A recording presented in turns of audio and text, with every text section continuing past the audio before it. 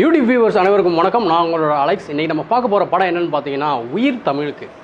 இந்த படத்தை ரிவ்யூ பார்க்க போகிறதுக்கு முன்னாடி இது ஒரு நம்மளோட சேனல் சப்ஸ்கிரைப் பண்ணல, உடனே சப்ஸ்கிரைப் பண்ணுங்கள், பக்கத்தில் இருக்க பெல் ஐக்கனை கிளிக் பண்ணுங்கள். என்னோட ரிவ்யூ உங்களுக்கு பிடிச்சிருந்தா லைக் பண்ணுங்கள், ஷேர் பண்ணுங்கள், கமெண்ட் பாக்ஸில் கமெண்ட் பண்ணுங்கள். ஓகே, இந்த படத்தோட ரிவ்யூ பார்க்க போகிறதுக்கு முன்னாடி உயிர் தமிழுக்கு அப்படிங்கிற டைட்டிலை பற்றி பார்த்தோம். ஏன் உயிர் தமிழுக்கு அப்படின்னா நான் நினச்சேன் அந்த போஸ்டரு கட் அவுட்டு அந்த டைட்டில் இதெல்லாம் பார்த்தோன்னே சரியாக ஒரு அரசியல் படமாக இருக்கும், ஒரு பயங்கரமான தமிழுக்காக போராடக்கூடிய ஒரு ஹீரோவாக அமீர் நடிச்சிருப்பார் அப்படின்னு நான் பயங்கர எக்ஸ்பெக்டேஷன். அதாவது தமிழ் நிறைய இப்போ நம்ம பார்த்துக்கிட்டு இருக்கோம். அவர் வந்து நிறைய அரசியல் விமர்சனங்களை சந்திச்சுக்கிட்டு இருக்காரு, நிறைய அரசியல் பேசிக்கிட்டு இருக்கிறாரு. ஸோ அதனால் ஒரு உயிர் தமிழுக்கு அப்படின்னு டைட்டில் பார்த்தோன்னே தமிழை பற்றி ரொம்ப பெருமையாக பேசி தமிழ் தான் தேசிய மொழி அப்படின்னு சொல்லுவார், ஏன்னா மூத்த மொழி தமிழ் அப்படின்னு நம்ம எல்லாருக்குமே தெரியும். ஸோ அதை பற்றி ரொம்ப பெருமையாக பேசுவார். தமிழர்களை உயர்த்தி பேசுகிற மாதிரி ஏதாவது ஒரு கதையாக இருக்கும்னு நம்ம நினச்சி போனோம்னா கிடையாது. இந்த படத்தில் வந்து ஒரு அரசியல்வாதியை நடிக்கிறார். இவர் பேர் வந்து எம்ஜிஆர் பாண்டி. அதாவது எம்ஜிஆருடைய ஒரு தீவிரமான பக்தர். ஸோ எம்ஜிஆர் மாதிரி வரணும்னு ஆசைப்படுறாரு. ஸோ அரசியலுக்குள்ளே வர்றாரு. அரசியலுக்குள்ளே எதுக்கு வர்றாரு அப்படின்னு பார்த்தோம்னா, பொதுவாக அரசியலுக்குள்ளே எதுக்கு வருவாங்க? ஒன்று பதவிக்கு ஆசைப்பட்டு வருவாங்க, இல்லை பணத்துக்கு ஆசைப்பட்டு வருவாங்க, இல்லை பவருக்கு ஆசைப்பட்டு வருவாங்க.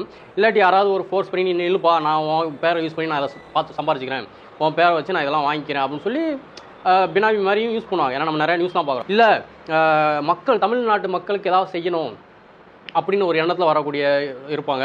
இல்லையா தமிழுக்காக போராடி தமிழை வந்து பெரிய விஷயம், அதாவது ஒரு நேஷ்னல் லாங்குவேஜை மாற்றணும் அப்படிங்கிற ஒரு எண்ணத்தோடு வராரா? அதுவும் இல்லை. பின்ன எதுக்காக அரசியலுக்கு வராரு அப்படின்னு பார்த்தீங்கன்னா, நான் சொன்னேன்ல ஃபஸ்ட்டு சொன்ன மாதிரி உயிர் தமிழ் அப்படிங்கிற டைட்டிலுக்கும் இவர் அரசியல் வர்றதுக்கும் சம்மந்தம் என்ன அப்படின்னு பார்த்தீங்கன்னா, ஆனந்தராஜ் வந்து இந்த படத்தில் வந்து ஒரு எதிர்க்கட்சி தலைவராக நடிச்சிருக்கிறாரு. ஸோ அவரோட பொண்ணு தான் தமிழ். அந்த பொண்ணை பார்த்தோன்னே இவருக்கு பிடிச்சி போயிடுது. அந்த பொண்ணு எலெக்ஷனில் நிற்க போகுது. ஸோ அப்படி நின்று அந்த பொண்ணு அடிக்கடி இந்த பாராளுமன்றம் இந்த எலெக்ஷன் கட்சி மீட்டிங்லாம் மீட் பண்ணலாம், ஒரு இடத்துல மீட் பண்ணலாம் அப்படிங்கிற ஆசைக்காக இவரும் எலெக்ஷனில் நின்று ஜெயிச்சிடறாரு. துரத்தி லவ் பண்ணுறாரு. எதிர்கட்சி வேட்பாளர் அப்படிங்கிறனால ஆனந்தராஜ் வந்து பொண்ணை கொடுக்க மறுக்கிறாரு. இதை தாண்டி இவர் அந்த பொண்ணை எப்படி லவ் பண்ணுறாரு, கல்யாணம் பண்ணுறாரு அப்படிங்கிறது தான் இந்த உயிர் தமிழுக்கு படத்தோட கதை.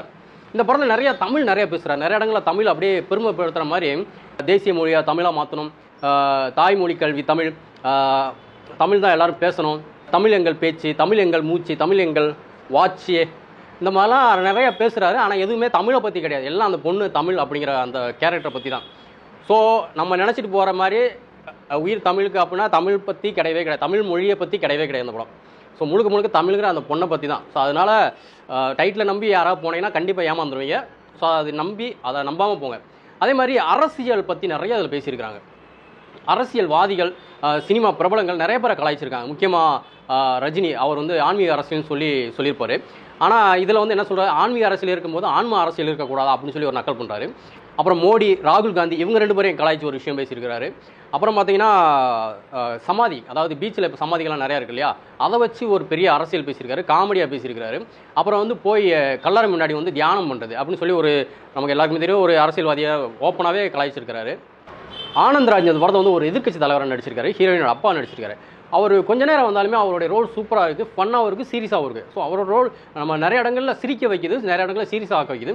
ஸோ ஆனந்தராஜ் ரோல் சூப்பராக இருக்குது. அப்புறம் இமான் அண்ணாச்சி படம் ஃபுல்லாக ஃபன்னு. நமக்கு இந்த படத்தில் லைட்டாக கொஞ்சம் போர் அடிக்குது அப்படின்னு பார்த்தோம்னா அது அமீரோட சீனாக இருக்கும். நமக்கு போர் அடிக்காமல் போகுது அப்படின்னா அது இமான் அண்ணாச்சியோட சீனாக தான் இருக்கும். படம் முழுக்க இமான் அண்ணாச்சி ட்ராவல் பண்ணுறாரு. நமக்கு சலிக்காமல் ஓரளவுக்கு கொஞ்சம் போர் அடிக்காமல் அந்த படத்தை மூவ் பண்ணுறதுக்கு இமான் அண்ணாச்சி ரொம்ப பயங்கரமாக யூஸ் பண்ணியிருக்காங்க. அல்டிமேட்டாக இருக்கும். அவர் இந்த திருட்டு முழிக்கிறதா இருக்கட்டும், அவர் பேசுகிற லாங்குவேஜாக இருக்கட்டும், டோனாக இருக்கட்டும், சூப்பராக இருக்குது. அப்புறம் பார்த்தீங்கன்னா இந்த படத்தில் ஒரு முக்கியமான காமெடி சொல்லணும்னா, அவர் வந்து நிறைய புராணங்கள் பேசுவார். ஸ்டேஜில் நின்று புராணங்கள் பேசுவார், கவிதைகள் பேசுவார், காப்பியங்களை பற்றி பேசுவார், வரலாறு பற்றி பேசுவார். என்னடா இப்படி பேசுகிறாருன்னு சொல்லி இமான் அண்ணாச்சி ரொம்ப ஆச்சரியமாக ஷாக்கிங்காக மாப்பிளைக்கு எப்படி இதெல்லாம் தெரியும் அப்படின்னு யோசிச்சு இருக்கும்போது தப்புன்னு பார்த்தீங்கன்னா கீழே தமிழ்வாதியார் ஒருத்தர் வந்து உட்காந்துட்டு இருப்பார். அவர் தான் எல்லாத்தையும் ஸ்கிரிப்டாக எழுதி அமீருக்கு கொடுக்குறது. அவர் அதை படித்து சொல்லிட்டு இருப்பார். அந்த வாத்தியார் யூஸ் பண்ண சீனு, அந்த வர காமெடிலாம் அல்டிமேட்டாக இருக்குது.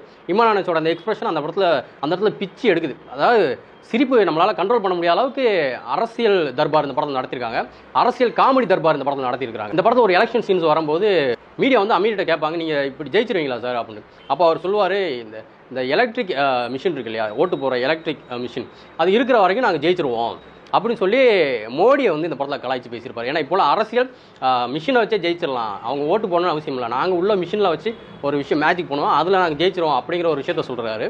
அப்புறம் வந்து நிறைய இடங்களில் அரசியல் டயலாக் நல்லா இருக்குது. அதாவது அமீர் கிட்ட ஒருத்தர் சொல்லுவார், பிஸ்னஸ் வேறு அரசியல் வேறு அப்படிம்பார். ஆனால் அமீர் அதுக்கு என்ன சொல்லுவார், பல பேர் பிஸ்னஸை அரசியலாக பண்ணுறான், நம்ம அரசியலவே பிஸ்னஸாக பண்ணுறோம், அதுதான் நம்மளுடைய பெரிய ப்ளஸ் அப்படிங்கிற மாதிரி அந்த டயலாக்லாம் இருக்கும். அப்புறம் இந்த படத்தில் சின்ன சின்ன மைனஸ்கள் இருக்குது. அதில் குறிப்பிட்டு சொல்லக்கூடிய ஒரு மைனஸ் என்ன, நம்ம பொதுவாக ஓட்டு கேட்டு போகும்போது யாருமே ஓப்பனாக வந்து இல்லைப்பா நான் அவங்ககிட்ட காசு வாங்கிட்டேன், என்னால் உனக்கு ஓட்டு போட முடியாது, நான் உங்களுக்கு நன்றி உள்ளவனாக இருக்கணும் அப்படிலாம் யாருமே சொல்ல மாட்டாங்க.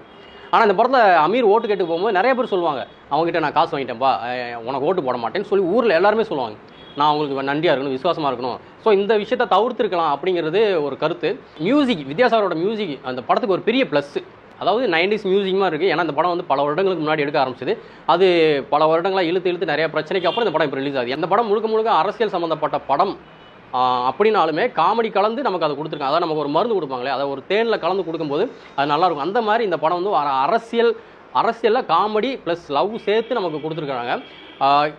அதாவது அமீர் நடித்த படத்தில் இது ரொம்ப டீசெண்டான படமாக இருக்குது, ஒரு நல்ல படமாகவும் இருக்குது. என்ன பொறுத்த வரைக்கும் இந்த படம் எனக்கு ரொம்ப பிடிச்சிருக்கு.